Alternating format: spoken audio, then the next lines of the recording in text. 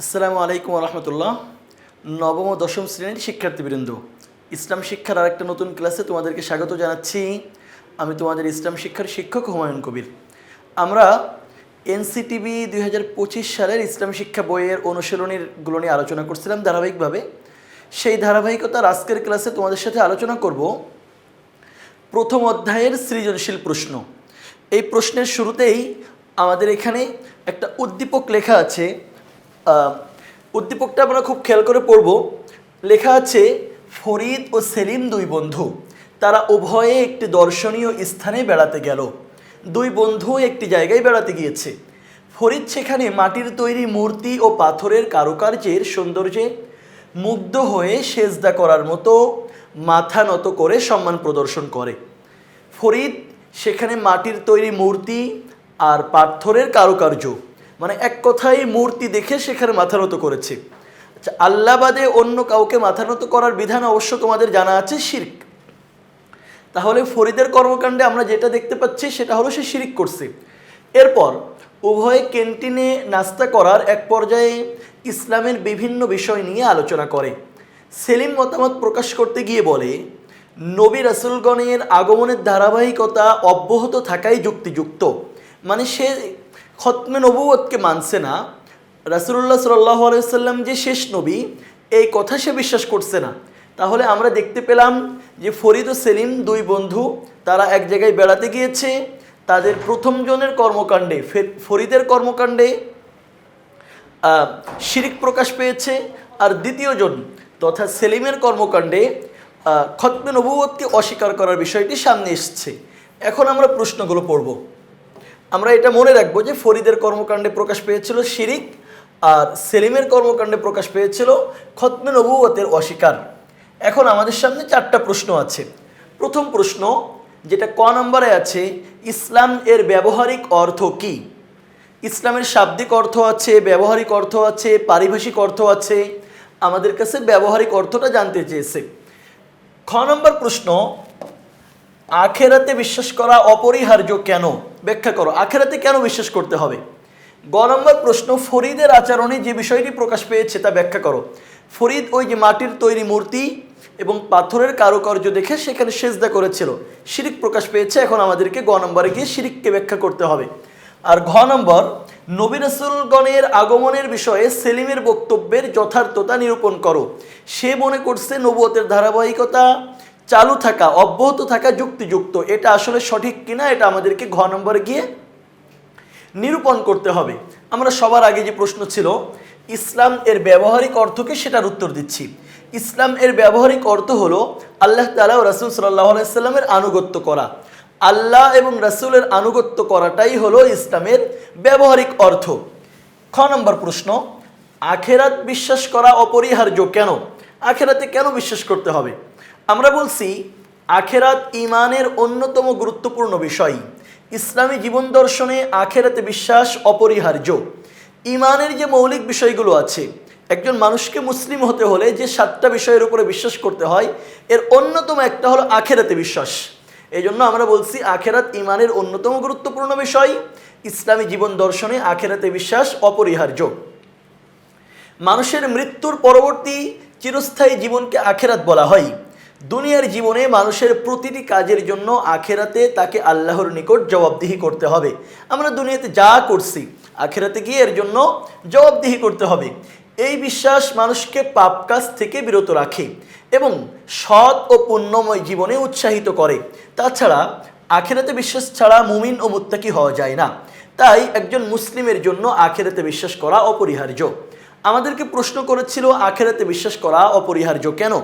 আমরা বলছি ঈমানের মৌলিক বিষয় আখেরাতে বিশ্বাস করা। সুতরাং মুমিন হতে হলে, মুসলিম হতে হলে আখেরাতে বিশ্বাস করতে হবে।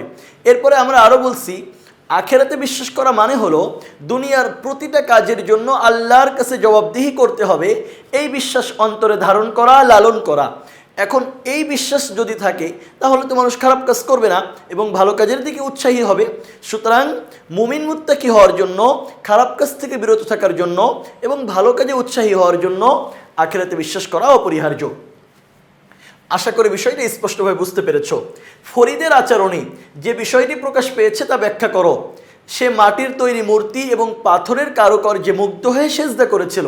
শিরক প্রকাশ পেয়েছে, কারণ আল্লাহ ব্যতীত অন্য কারো ইবাদত করা যায় না। আমরা নামাজের মধ্যে কি পড়ি? ইয়াকা না'বুদু ওয়া ইয়াকা নাস্তাঈন, যে আমরা আল্লাহর ইবাদত করি এবং আল্লাহর কাছেই সাহায্য প্রার্থনা করি। শিরকের অধ্যায়ে তোমরা পড়েছো যে তাওহীদের অধ্যায়ে তোমরা পড়েছো, তাওহীদ মানুষকে আত্মমর্যাদাশীল করে আর শিরক মানুষের আত্মমর্যাদা নষ্ট করে ফেলে।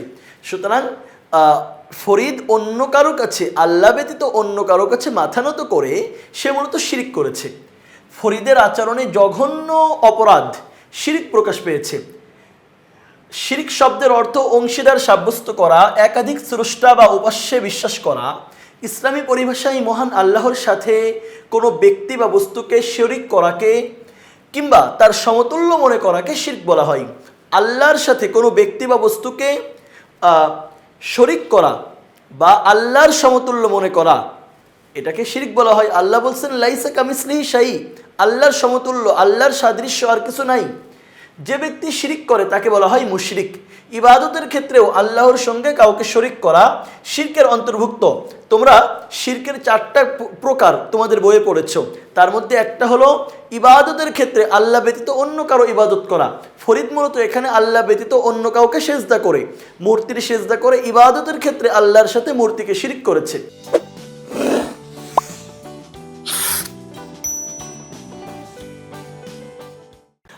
যেমন ইবাদতের ক্ষেত্রে আল্লাহর সঙ্গে অন্য কাউকে শরিক করার উদাহরণ, আল্লাহ ছাড়া অন্য কোনো ব্যক্তি বা বস্তুকে সেজদা করা। ফরিদ মূলত এটাই করেছে। অন্য কারো নামে পশু জবাই করা, অন্য কারো নামে পশু জবাই করা যায় না, আল্লাহর নামেই পশু জবাই করতে হয়। ফরিদের আচরণে এ ধরনের বৈশিষ্ট্যই দেখা যায়। ফরিদ একটি দর্শনীয় স্থানে বেড়াতে গিয়ে মাটির তৈরি মূর্তি ও পাথরের কারুকার্যের সৌন্দর্যে মুগ্ধ হয়ে সেজদা করার মতো মাথা নত করে। তার এ কাজ ইসলামে সম্পূর্ণ নিষিদ্ধ, কারণ সেজদা একটা ইবাদত, আর ইবাদত আল্লাহ ব্যতীত অন্য কারো করা যায় না। সুতরাং এটা ইসলামে সম্পূর্ণ নিষিদ্ধ, কারণ সেজদা মহান আল্লাহর জন্যই নির্ধারিত। তাকে ছাড়া অন্য কারো সামনে সেজদা করা বা মাথা নত করা শিরকের অন্তর্ভুক্ত। এর মাধ্যমে আল্লাহর সম্মান ও মর্যাদার সাথে অন্য কাউকে অংশীদার করা হয়, যা ইসলামের দৃষ্টিতে গুরুতর অপরাধ। তোমরা শিরকের আলোচনার মধ্যে পড়েছো ইন্না শিরকা লাযুলমুন আযীম, যে শিরক হলো সবচেয়ে বড় অপরাধ। সুতরাং বলা যায় ফরিদের আচরণে শিরকের প্রকাশ পেয়েছে। তাহলে গ নম্বরে আমাদেরকে প্রশ্ন করা হয়েছিল যে ফরিদের আচরণে যে বিষয়টি প্রকাশ পেয়েছে তা ব্যাখ্যা করো।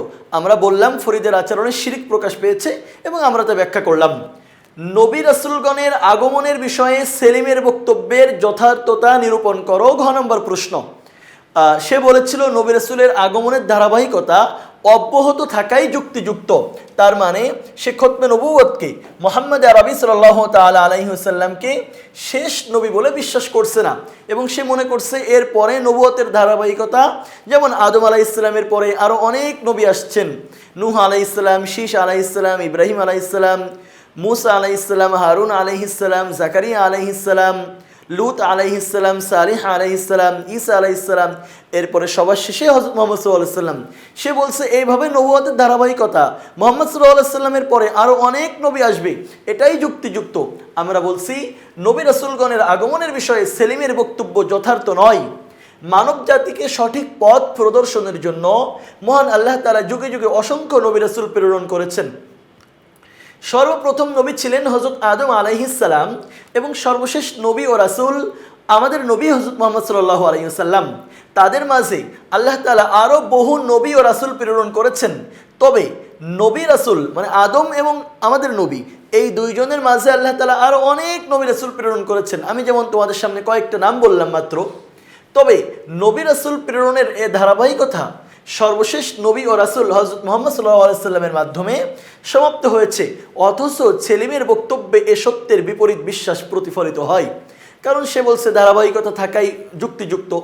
নবী রাসূলগণের আগমনের বিষয়ে সেলিম বলেন তাদের আগমনের ধারাবাহিকতা অব্যাহত থাকাই যুক্তিযুক্ত, অর্থাৎ তার বক্তব্য অনুসারে হযরত মুহাম্মদ সাল্লাল্লাহু আলাইহি ওয়াসাল্লামের পরে আরও নবী রাসূল আসতে পারেন, কিন্তু ইসলামের আলোকে তার এই বক্তব্য সঠিক নয়।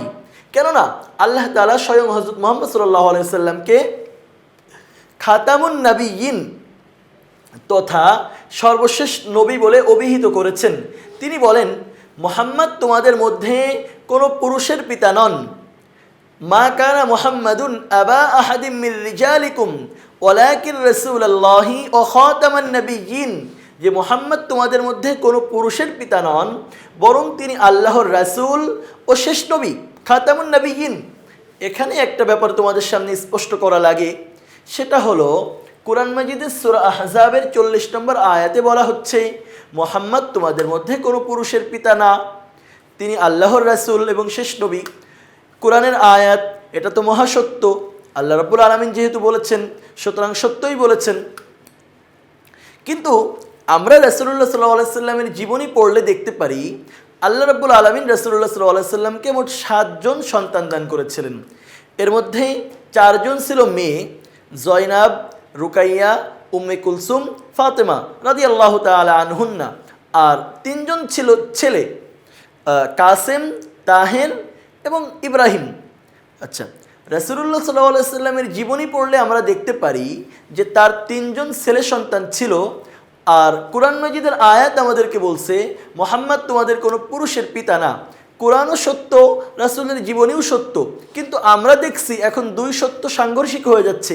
এক জায়গায় বলা হচ্ছে মুহাম্মদ তোমাদের কোনো পুরুষের পিতা না, আবার আরেক জায়গায় বলা হচ্ছে মুহাম্মাদের ছেলে সন্তান ছিল।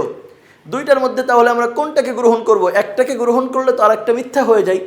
অথচ কোরআনের আয়াত এবং রাসূলুল্লাহ সাল্লাল্লাহু আলাইহি সাল্লামের জীবনী, দুইটার কোনোটাকেই অস্বীকার করার বা মিথ্যা বলার সুযোগ নাই। সঠিক কোনটা বা এটার সমাধান কি? এটার সমাধান হচ্ছে কোরআন মাজিদের যে আয়াতে, 40 নম্বর আয়াতে আল্লাহ বলছেন, মুহাম্মদ তোমাদের কোনো পুরুষের পিতা না। এখানে আল্লাহর ব্যবহৃত শব্দ হচ্ছে মা কানা মুহাম্মাদুন আবা আহাদিম মির রিজালিকুম। আল্লাহর ব্যবহৃত শব্দ হচ্ছে রিজাল।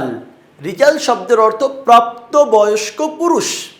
ছেলেদেরকে পুরুষ বলা হয় না, ছেলে মেয়ে এদেরকে অপ্রাপ্ত বয়স্ক যারা, তাদেরকে বলা হয়। আর পুরুষ বলা হয়, মহিলা বলা হয় যারা প্রাপ্তবয়স্ক।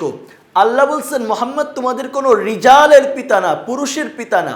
তার মানে হচ্ছে মুহাম্মদ সাল্লাল্লাহু আলাইহি সাল্লামের যে 3 জন ছেলে সন্তান ছিল, তারা 3 জনই প্রাপ্তবয়স্ক হওয়ার আগেই মৃত্যুবরণ করেছেন। শুধু একজন একটু বড় হয়েছিল, তাও সেটা সর্বোচ্চ 10-11 এমন বোঝা যায়, এর বেশি না। তাহলে 10-11 বছর বয়সে তো আর একজন ছেলে প্রাপ্তবয়স্ক হয় না। সুতরাং মুহাম্মদ তোমাদের কোনো পুরুষের পিতা না, তার মানে মুহাম্মদ তোমাদের কোনো প্রাপ্তবয়স্ক পুরুষের পিতা না। আশা করি বুঝতে পেরেছ। এই ব্যাখ্যাটা তোমাদের সামনে এই জন্য বললাম যে তোমরা হয়তো এই আয়াত তো এখানে পড়ছো, এবং কেউ কেউ হয়তো রাসূলুল্লাহ সাল্লাল্লাহু আলাইহি সাল্লামের জীবনী পড়তে পারো, এবং মুসলিম হিসেবে অবশ্যই রাসূলুল্লাহ সাল্লাল্লাহু আলাইহি সাল্লামের জীবনী জানা, পড়া আমাদের জন্য প্রয়োজন। তো রাসূলের জীবনী পড়তে গিয়ে তুমি দেখবা যে সেখানে রাসূলুল্লাহ সাল্লাল্লাহু আলাইহি সাল্লামের 3 জন ছেলে সন্তান ছিল। আবার এই আয়াত তোমার সামনে আসলে সাংঘর্ষিক হয়ে যাবে, তখন তুমি নিজের মধ্যে একটা ভুল বোঝাবুঝি সৃষ্টি হতে পারে। এজন্য তোমাদের সামনে সমাধান করে দিলাম যে মুহাম্মদ কোনো পুরুষের পিতা না। এটা কিভাবে? তাহলে আমাদের মূল বিষয় ছিল পুরুষের পিতা না, এটা আমাদের মূল আলোচনা না। আমাদের এই আয়াতের মূল বিষয় হলো মুহাম্মদ আল্লাহর রাসূল এবং শেষ নবী। এবং শেষ নবী আল্লাহ তাকে বলেছেন খাতামুন নাবিয়্যিন। খাতামুন শব্দের অর্থ শেষ, নাবিয়্যিন মানে তো নবী, যে তিনি নবীদের শেষ। রাসূলুল্লাহ সাল্লাল্লাহু আলাইহি সাল্লাম নিজেও বলেছেন, আল্লাহ তো ওনাকে বলছেন যে মুহাম্মদ শেষ নবী। উনি নিজেও বলেছেন রিসালাত ও নবুয়তের দরজা বন্ধ হয়ে গেছে, আমি শেষ নবী, আমার পরে আর কোনো নবী আসবেন না। রিসালাত এবং নবুয়তের দরজা বন্ধ হয়ে গেছে, আমি শেষ নবী, আমার পরে আর কোনো নবী আসবেন না। আনা খাতামুন নাবিয়্যিন লা নাবিয়্যা বা'দি, আমার পরে আর কোনো নবী আসবেন না।